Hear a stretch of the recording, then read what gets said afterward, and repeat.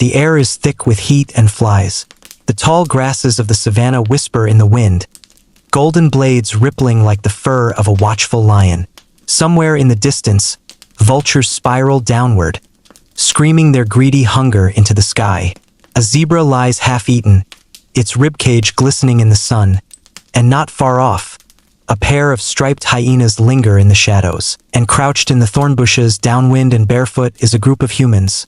Early Homo erectus, or perhaps Homo habilis if we want to get more specific. But don't let the Latin fool you. They're nervous, sweating, and hungry. One holds a rock, another grips a broken femur like a club. Nobody's speaking because everyone knows. Make a sound, and your dinner. Welcome to the silent war. You see, the idea that early humans were master hunters from day one. Total fiction. For much of prehistory, humans were neither apex predators nor the kings of the food chain. We were the underdogs, smarter than most, but slower, weaker, and very much edible. So before you enjoy the story, take a moment to like the video and subscribe to the channel, but only if you really like what I'm doing here. And let me know in the comments, where are you watching from, and what time is it for you right now? Now, turn up the volume, and together let's begin today's journey of exploration. The sun dips low on the horizon, throwing long shadows across the dry earth. In this moment, time seems to slow, and everything becomes a game of patience. The humans are watching the hyenas, who are watching the lions, who are watching nothing because they're too full to care. This is not a war of roars and chases. This is a silent war of strategy, of timing and guts. Our ancestors wait until the lions are gone, until the hyenas are preoccupied. And when the moment comes, they move like ghosts. One man sprints forward, grabs a chunk of meat, and bolts. Another slices a bit of fat off a bone. A third scoops up marrow from a cracked femur.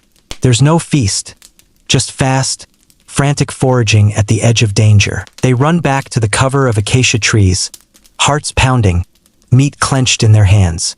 And that's dinner, or at least the part of it they didn't drop in panic. You might think, that sounds exhausting, and it was. But this strategy, scavenging from bigger predators, was how early humans first entered the meat-eating game. Historically accurate fact: early hominins began eating meat regularly around 2.5 million years ago.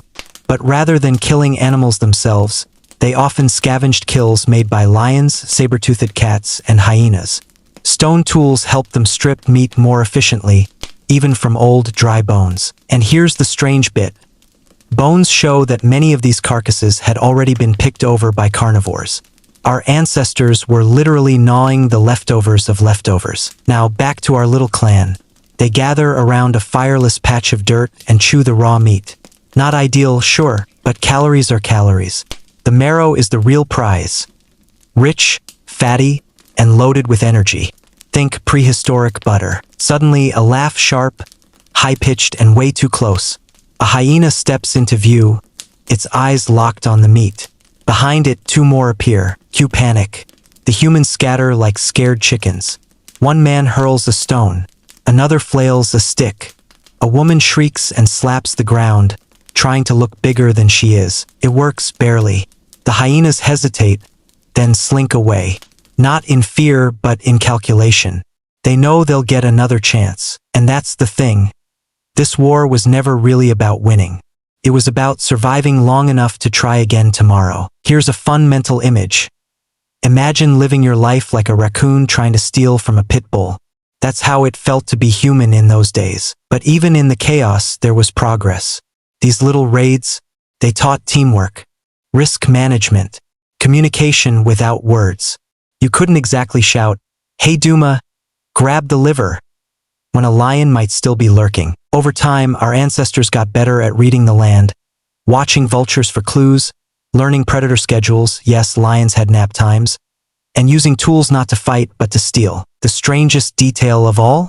Early humans likely followed predator trails the same way wolves track prey.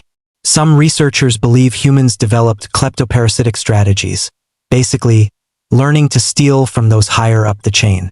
Not heroic, but incredibly clever. As the stars come out, the small clan settles again. The meat is gone, but tonight, they're alive. Someone yawns. Someone else picks at their foot. There's no language yet, not really, but a quiet grunt says what words can't. We made it. Tomorrow the war begins again. They're crouching low again, but this time the stakes are higher. The clan has wandered farther from its usual path, deeper into lion country. Why? Because food is scarcer now. A dry spell has curled the grasses into brittle spears, and the usual vultures aren't circling. The carcasses are gone, the hyenas quiet, and the lions, well, lions don't get hungry so much as decide when it's your turn. But humans aren't backing down, not anymore. See, something's changed in them over the past few 100,000 years. Their brains have gotten bigger. Their legs are leaner, their shoulders broader. They walk upright, they sweat to cool off, and most importantly, they can plan. Tonight, they've got a strategy. Not a flawless one. This isn't Mission Impossible, but it's miles beyond what any gazelle or baboon is capable of. They've been watching a pride of lions camped out under a baobab tree. The cats took down a wildebeest earlier, but now they're stretched out like house cats after a holiday meal. The alpha male hasn't moved in an hour, belly bloated, jaws smeared with drying blood. A few cubs are play fighting nearby, pouncing each other like it's lion TikTok. And the humans? They're behind a low ridge, circling around. They know the lions will leave the kill once the meat's too tough or the hyenas get pushy enough. That's when the real work begins. Here's the play. Approach from downwind, move in slow and low, then go full Tasmanian devil on the scraps before anyone notices. It's like speed dating, but with more bones and fewer regrets. Historically accurate fact. Lions often abandon kills when the meat becomes tough or maggot-infested, and this gave early humans their chance. They were also diurnal, active during the day, while many predators hunted at night. This gave humans daylight hours to explore carcasses in relative safety, if they dared. Tonight, one of them dares. A young man, call him Noro, is first to rise. He's thin but fast. More importantly, he's done this before and still has all his limbs. That counts as a resume in this world. He gives a nod, barely a flick of the chin, and takes off. The others wait, frozen. The wind is still good. The lions remain motionless. But everyone's sweating just a little more. And then success. Noro snatches what looks like a shoulder blade with meat still clinging, plus a half-chewed hawk. He doesn't sprint back. That would be noisy. He power walks like a dad at a mall. As soon as he's out of view, the others scramble forward. In 30 seconds, it's over. They've pulled away bone, sinew, fat, and even some half-buried organ mush. Nothing gourmet, but again, calories are life. Strange detail. Early humans weren't just meat scavengers, they may have craved brains and marrow most. These tissues spoil more slowly, resist scavenging insects, and are absurdly calorie-dense. In other words, if you were a prehistoric foodie, bone marrow was your creme brulee. As the group regroups at a safe distance, they begin to eat. But something's happening that's far more important than dinner. They're teaching. 2 younger members, barely more than toddlers, are mimicking the motions of breaking a bone. One elder grunts in rhythm as he strikes it with a stone, showing how to expose the soft center. No formal lesson, just repetition. Monkey see, monkey survive. It's easy to forget that intelligence doesn't just come from a big brain. It comes from the ability to share what you know. And suddenly, this stops being a story about meat. It's a story about knowledge, because that's the edge humans had over hyenas and lions. Sure, predators could outfight us. They could outrun us. But could they draw in the dirt to map out a kill site? Could they nudge a younger one aside and grunt, "Watch this"? Could they develop multi-step strategies that span days, not just minutes? Lions don't make plans. Hyenas don't do practice runs. But humans? Humans will spend 4 hours building a stick trap just to catch a rabbit they might eat tomorrow. That's not desperation, that's investment. Another difference? Tools. At this point in time, our ancestors had moved beyond sharp rocks. They were shaping axes, scrapers, even simple spears. You can bet your last chunk of wildebeest liver that no lion was napping flint. As twilight settles over the savannah, the humans light a small fire, still new tech for them and not always reliable. But tonight, it flares to life. The smell of smoke pushes back the insect cloud, and the shadows seem to shrink away from the flickering orange. Around the fire, there's laughter. Yes, laughter. It sounds like coughing mixed with hiccups, but it's unmistakably joy. Someone makes a motion imitating Noro's wide-eyed dash with the wildebeest hawk, and everyone loses it. Even in the midst of a world teeming with danger, humor has found a foothold. One child clutches a round bone and pretends it's a club. Another carefully arranges pebbles into a line and points at the fire, babbling nonsense that might just be a bedtime story in the making. And just like that, the war pauses. For a moment, the savannah is quiet. The lions are full, the hyenas are patient, and the humans are safe in their circle of warmth and light. But the sun will rise tomorrow, and so will the hunger. The scavenger's path is never finished. It only loops again and again from kill to camp to kill. Still, something's shifting in the balance. The humans are no longer just reacting, they're preparing. The hyenas arrive first, not with snarls or blood-soaked jaws. No, they arrive like ghosts. Silent, curious, cunning. Their eyes glow yellow in the half-light before dawn, and their steps are measured, almost polite, as if to say, "Don't mind us, we're just here for the leftovers." The humans are already awake. They sleep lightly now, if they sleep at all. After months of sharing the land with these bone-crunching competitors, they've learned something essential. Hyenas aren't just thieves. They're teachers. Strange detail. In some regions of Africa, spotted hyenas form matriarchal clans with strict social rankings, coordinated movements, and near-constant communication. They're not sloppy, cowardly scavengers like cartoons suggest. They're more like furry chess masters with jaws strong enough to shatter femurs. And that's exactly what the humans have been watching. Learning. You see, early humans weren't just stealing meat from predators. They were studying them, figuring out how hyenas located carcasses, how they surrounded and defended a meal, how they worked together without needing a single word. In this bizarre prehistoric academy, hyenas were the professors. This morning, the humans have a plan that's, well, it's ambitious. There's a newly dead eland near the riverbed, giant, antelope-like, and very, very dead. The humans didn't kill it. A leopard probably did, then got spooked by lions. The hyenas found it next, and now it's theirs. For now, but the humans want in. They're done waiting for scraps. They want to take the kill while it's fresh. So they form a semicircle. 3 adults.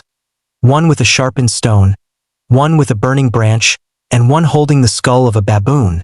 Don't ask. Move to the left.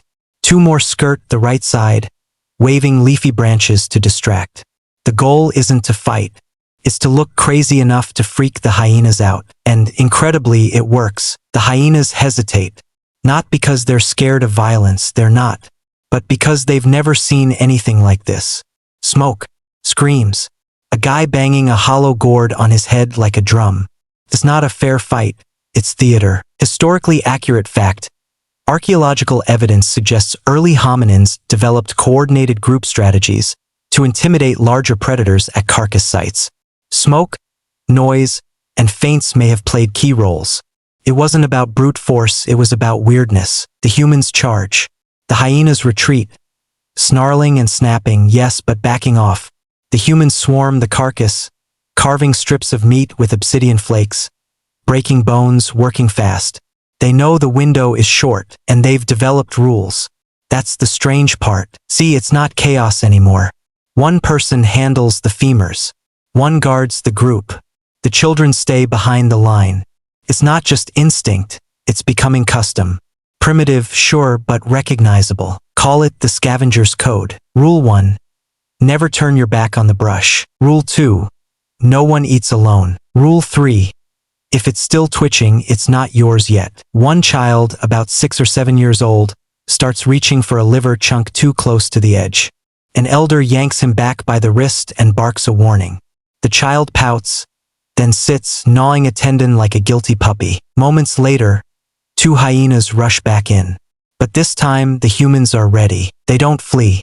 They don't scream. Instead, they bang sticks. They form a wall. They advance. The hyenas blink, surprised. That kind of courage or foolishness is new. The predators back off again, circling wider, calculating. Here's a modern comparison. Imagine if raccoons started teaming up, stealing food from your fridge, and chasing your dog off the porch. That's what humans were becoming. Problem: by the time the sun is high, the meat is gone. Some is eaten raw. Some, remarkably, is carried away in woven bark pouches to be smoked later over coals. Preservation is still primitive, but the idea is their future planning. They've started caching food. Not much, but enough. It's like leaving snacks for tomorrow's hunt. Lions don't do that. Hyenas don't either. But humans? Humans are already thinking about next week. As they retreat back to camp, the group pauses at the edge of a shallow ravine. Below, a small group of baboons grooms each other lazily. One of the older men squats and imitates their calls, then gestures to the others to watch. A teaching moment. See, the baboons often raid hyena kills too, but only when the hyenas are distracted. They've learned to read predator behavior just like the humans. It's another lesson. You're not alone in this game. The savannah is full of thieves and tacticians. And the humans? They're becoming the best of them. That night, back at the fire, they talk. Not with language as we know it, but with gestures, sounds, the rhythmic beat of a stick on a hollow log. They replay the day's victory, not to brag, but to remember, to learn, to teach the young. Someone draws a symbol in the dirt. It looks like a circle with lines inside, maybe a map, maybe a memory. Strange detail. Some of the earliest carvings ever found, like the 400,000-year-old marks on bones in Ethiopia, suggest proto-symbolic thinking. Long before formal art, early humans may have used scratches, lines, and placement of objects to store knowledge visually. The fire crackles, the sky spins above them, and the scavengers dream not just of meat, but of ideas. Because in this silent war, brawn is overrated. The true weapon is memory. Shared memory. Passed down bone to bone, scar to scar, and laugh to laugh. And somewhere out there, in the dark, the hyenas are watching again. But this time, they're the ones wondering, what are those humans up to next? The first fire didn't begin with a spark of genius. It began with fear. Lightning struck a dry tree during a storm, and by morning, it was burning like the gods had split the world in two. Most animals fled the flames. The humans didn't. They watched, they approached, and then someone did something strange.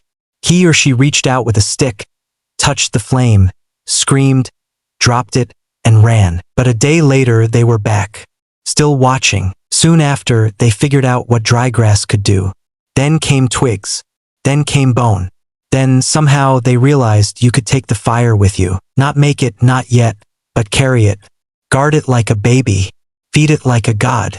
And with fire came power. Literal, glowing power. By the time our clan returns to their clearing after the hyena standoff, they've become firekeepers. The flame is weak. Just a glowing bundle in a carved-out gourd lined with ashes. But it's alive. And it's sacred. Tonight, for the first time, they don't have to huddle in the dark. They sit in a circle as the orange glow pushes the night back into the trees. Shadows flicker across their faces, and somewhere beyond the ring of warmth, predators pace and wait. But they don't enter, because now fire defines a kill zone. Historically accurate fact. Controlled fire appears to have been regularly used by early humans as early as 1 million years ago. Some sites in Africa show evidence of hearths, circular fire pits surrounded by stone tools and bones. Fire wasn't just for cooking, it was a tactical weapon. Think about that for a second. You live in a world where everything wants to eat you, and now, suddenly, you hold the only thing lions refuse to challenge. Fire doesn't sleep. Fire doesn't flinch. Fire creates a border no claw dares cross. This gives rise to a radical change in the scavenger war. Staying put. Before fire, humans were wanderers, constantly moving. But with fire, you could pause, gather, even cook, and wow, cooked meat. Now there's a plot twist. Raw meat was better than nothing, but it was chewy, risky, and hard to digest. Fire changed all that. Meat became softer. Parasites died. Marrow could be boiled. Even roots and tubers, formerly bitter and toxic, could be roasted into something almost tasty. Strange detail. Roasting certain plants not only made them safer, but helped release calories more efficiently. Scientists believe this shift toward cooked food dramatically accelerated brain growth in early humans. Less chewing, more energy, more time to think. And so, tonight, they feast. The smell of cooked eland fills the air. It's nothing like a steakhouse. It's acrid, smoky, full of hair and bone. But to them, it's glorious. One woman uses a sharp stone to scrape fat into a shell made from a tortoise carapace. Another tends the fire, poking it with a blackened stick like she was born to do this. Children pass bones from one to the next, sucking them clean. Laughter erupts when someone tosses a burning twig and a squirrel bolts from the underbrush in terror. The firelight casts long shadows. Dancing beasts, giant men, imaginary things. And slowly, without knowing why, someone begins to mimic them. He rises to his feet, grunts, and imitates the hyena's hunching walk. The crowd howls with laughter. Another pretends to be a lion, puffing out his chest, sneering, pawing at the dirt. And someone else, a child, crouches like a human, sneaks forward, and steals from the lion. Cheers erupt. The first play. The first story. You'd think the silent war was all tension and terror. But here's the strange truth. Fire gave humans time to be funny, time to rest, to remember, to invent, to assign roles, not just hunter and gatherer, but watcher, firekeeper, joke-teller. And soon, those roles start turning into identity. The man who's good with fire becomes the fire guy. The woman who always finds marrow bones becomes the lucky one. The child who mimics predators best, the storyteller. And if fire let them settle in place, the stories gave them something to come back to. In the soft silence after the meal, an elder scratches something into the dirt, a spiral or maybe a map or just a series of dots. He grunts and points. Someone nods. Then they remember. They remember the place with the hyena cave, the river with the green stones, the tree where the vultures always come first. This is no longer just survival. It's strategy. It's memory in motion. And the battlefield is shifting. Lions and hyenas still rule the kills, sure. But humans now rule the space after the kill. The zone of flame and ash, where meat becomes safe and shadows become friends. A lion watches from the tall grass, puzzled. Why aren't they running anymore? Why do they laugh? Why do they glow? The lion doesn't understand it yet, but a new kind of predator has entered the game. Not faster, not stronger, but coordinated, communicative, smoldering with smoke and song and spite. That fire? That's not just warmth. It's a line in the sand. A message. This part is ours now. And when the hyenas return, they find nothing but glowing embers and bones too brittle to bother with. The humans are already asleep, snoring even, because tonight, for the first time, they are not on the run. They are home. The fire's down to glowing coals now. Just the soft hiss of embers and the rhythmic snore of someone with a deviated septum. A few stars blink overhead, and the moon is low and swollen, like it's been up too long and needs a nap. But deep in the tall grass beyond the firelight, yellow eyes are watching. They always are, because even as early humans begin to settle, forming patterns, customs, rhythms, the wild never sleeps. Lions still rule the night. Hyenas still scavenge and test boundaries. And there's no such thing as permanent victory in the silent war. There are only pauses. One such pause ends with a crunch. Not bone but twig. A misstep. An alert human, young, wiry, and too stubborn to sleep, sits up instantly. He doesn't panic. He listens. There's a hush in the insects, a ripple in the brush. Then, he reaches for the burning branch they always keep close. It hisses to life with a few careful breaths. And like a spell being broken, the watcher in the grass slinks away. There will be no raid tonight. The balance for now holds. But tomorrow always promises a new test. Strange detail. Some researchers believe the fear of being attacked in sleep, especially by predators, shaped the evolution of human sleep cycles. Even today, we're more easily roused during lighter stages of sleep than most animals, a leftover from millions of years sleeping on edge. And so, even with fire, humans never sleep deeply. Not really. One ear always listens. But something else happens in the firelight these days. Something unexpected. Dreams. Not the instinctive flashes of fear and falling common to most mammals, but stories. Symbols. Memory collages stitched together in the flickering dark. One man dreams of the lion with a human face. A woman dreams of laughing hyenas that turn into birds. A child wakes, babbles, and then draws a spiral in the dirt. Are they scared? Yes, but also curious. And curiosity, more than muscle or teeth, becomes humanity's sharpest tool. Over the months, the clan shifts from mere survival to slow conquest. They revisit kill sites before the predators are done, testing boundaries. Sometimes they lose. Sometimes they limp back with nothing but bruises and near-death stories. But sometimes they win. Not by strength, but by sheer coordination. Historically accurate fact. There is archaeological evidence that early hominins used group intimidation tactics to drive lions and hyenas away from kills. A blend of noise, numbers, and fire often allowed small bands of humans to take possession of carcasses they didn't kill. And here's the kicker: when they can't steal meat, they make plans to return later.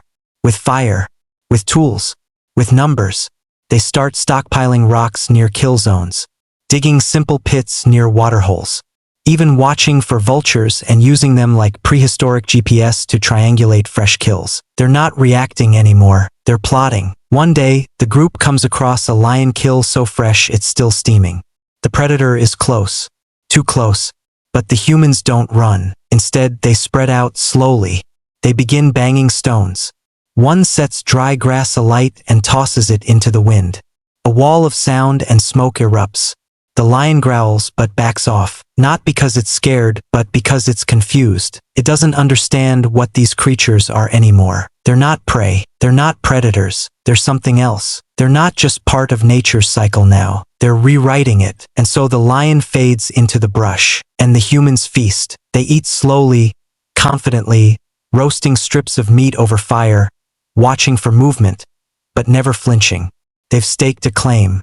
Not to territory, not yet, but to memory. They remember every successful scare, every stolen thigh bone, every fire that burned long enough to keep the shadows away. One elder begins stacking stones in a strange pattern near the edge of camp. Another scratches marks into a log with a burned stick. The children are mimicking this now, drawing, arranging, storytelling. Memory is no longer a passing grunt or gesture. The symbolic, strange detail. The earliest signs of symbolic behavior in humans, like ochre markings, shell jewelry, and geometric carvings, coincide with expanded use of fire, tools, and more complex hunting strategies. The mind and the method evolve together, and while hyenas still laugh in the distance, and lions still pace, something fundamental has shifted. The silent war has entered a new phase, one where the battlefield is mental, where victory is measured not in meat, but in meaning. At night, a story unfolds around the fire, told not in words, but in performance. A man imitates the lion, proud and powerful. Another acts the part of the sneaky human who stole from him. A child plays the fire itself, twisting and dancing, sending the lion away. And the others laugh, clap, howl. It's more than a game. It's myth-making. The humans are learning not just to survive, but to narrate survival, to turn it into shared identity, into culture. And culture outlives claws. The hyenas don't know what hit them. A few generations later, that same clan, larger now, more organized, builds its first semi-permanent camp near a water source. The area is still full of predators, but they light multiple fires now. They mark territory with bones. They craft tools that are more efficient, more elegant. One day, a child asks her mother where the meat comes from. The mother smiles and points to the horizon. Out there, she gestures, where the lions run. But aren't lions scary? Yes, she says. But they're not smarter than us. And so fire burns, and memory grows, and the silence of the war is broken, not by roars or howls, but by stories. Stories that will echo down tens of thousands of years, until one day some distant descendant, with a phone in one hand and headphones in the other, listens to this tale, and wonders what it was like to steal meat from a lion. Well, now you know. You might not have survived it, but you sure can imagine it.